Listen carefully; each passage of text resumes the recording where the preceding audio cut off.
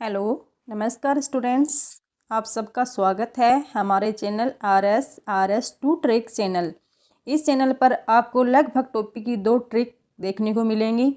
आइए शुरुआत करते हैं संविधान के महत्वपूर्ण अनुच्छेद जो विभिन्न एग्जाम में आए हुए हैं। पहला प्रश्न, संविधान के किस अनुच्छेद में उपराष्ट्रपति पद का प्रावधान किया गया है? उत्तर होगा अनुच्छेद 63। कौन सा अनुच्छेद संसद के 2 अधिवेशनों के बीच 6 माह के अंतराल की अनिवार्यता को उल्लेख करता है? तो उत्तर होगा 85।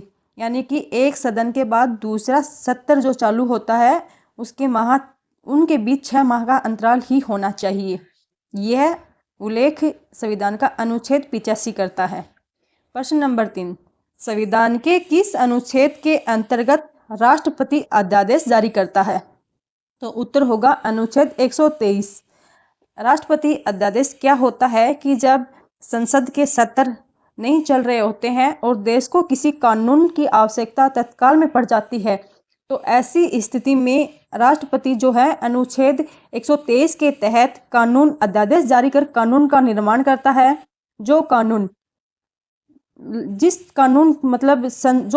तब तक लागू रहता है जब तक संसद का अगला सत्र नहीं चालू होता है। जब अगला सत्र चालू हो जाता है तो उसके 6 सप्ताह तक वह लागू रहता है।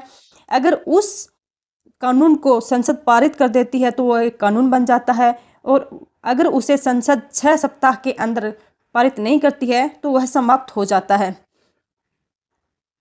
चलिए अगला प्रश्न देख लेते हैं। प्रश्न नंबर 4, संविधान के किस अनुच्छेद में सर्वोच्च न्यायालय के न्यायाधीश पर महाभियोग चलाने का प्रावधान है?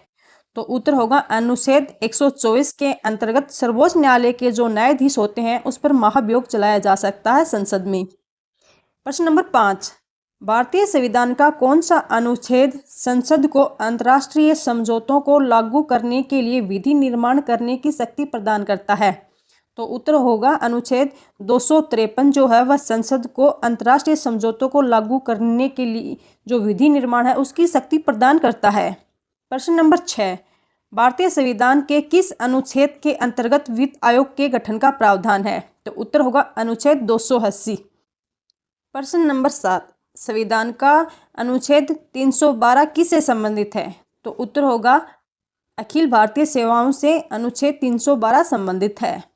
प्रश्न नंबर 8, भारतीय संविधान के किस अनुच्छेद में अनुसूचित जनजातियों के लिए एक राष्ट्रीय आयोग का प्रावधान है?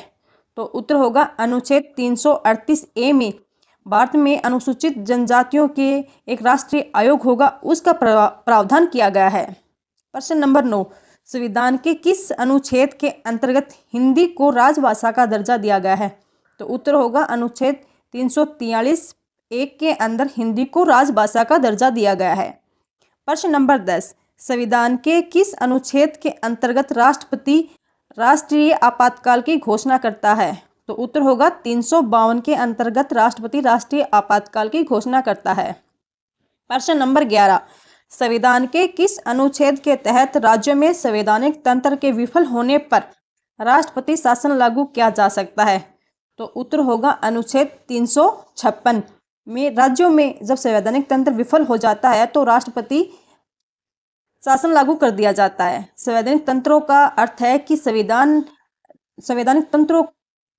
तंत्र के विफल होने का अर्थ है कि राज्य में संविधान के अनुसार अगर कानूनों का पालन नहीं हो रहा है या राज्य सरकार केंद्र सरकार की आज्ञाओं का उल्लंघन कर रही हो तो इसे कहते हैं संवैधानिक तंत्र का विफल होना।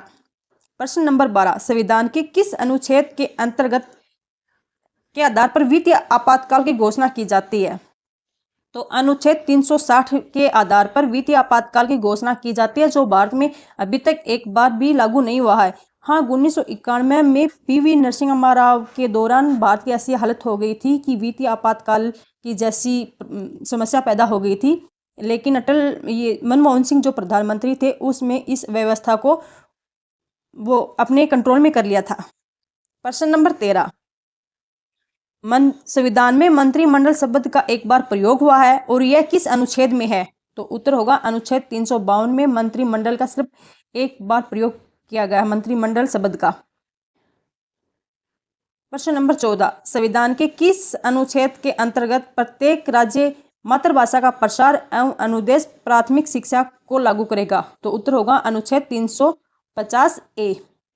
प्रश्न नंबर 15, संविधान संशोधन अधिकार किस अनुच्छेद के तहत प्राप्त हुआ है? यानी कि संसद को संविधान संशोधन किस अनुच्छेद के आधार पर प्राप्त हुआ है? तो उत्तर होगा अनुच्छेद 368। प्रश्न नंबर 16, संविधान के किस अनुच्छेद में संविधान संशोधन की प्रक्रिया का उल्लेख है? तो उत्तर है अनुच्छेद 368। ये प्रश्न बहुत बार परीक्षा में आता है। संविधान संशोधन का अनुच्छेद वाला प्रश्न कई एग्जाम में पूछा गया है। प्रश्न नंबर 17, संविधान के किस अनुच्छेद में यह व्यवस्था की गई है कि प्रत्येक राज्य शिक्षा के प्राथमिक स्तर पर मातृभाषा में शिक्षा की प्राप्त सुविधाओं की व्यवस्था करने का प्रयास करेगा? तो यह व्यवस्था की गई है अनुच्छेद 350 में। प्रश्न नंबर 18, भारतीय संविधान के किस अनुच्छेद में विभिन्न राज्यों से संबंधित विशिष्ट प्रावधानों का उल्लेख है? तो उत्तर होगा अनुच्छेद 371। प्रश्न नंबर 19, भारतीय संविधान के अनुच्छेद 17 में क्या उपबंध किया गया है? तो उत्तर होगा अस्पृश्यता का उन्मूलन। प्रश्न नंबर 20, भारतीय संविधान के किस अनुच्छेद में राज्य सरकार को ग्राम पंचायतों के संगठन का निर्देश दिया गया है? तो अनुच्छेद 40 में ग्राम पंचायतों के संगठन का उल्लेख किया गया है। प्रश्न नंबर 21, भारतीय संविधान के किस अनुच्छेद में अनुसूचित जनजातियों के लिए राष्ट्रीय आयोग का प्रावधान किया गया है?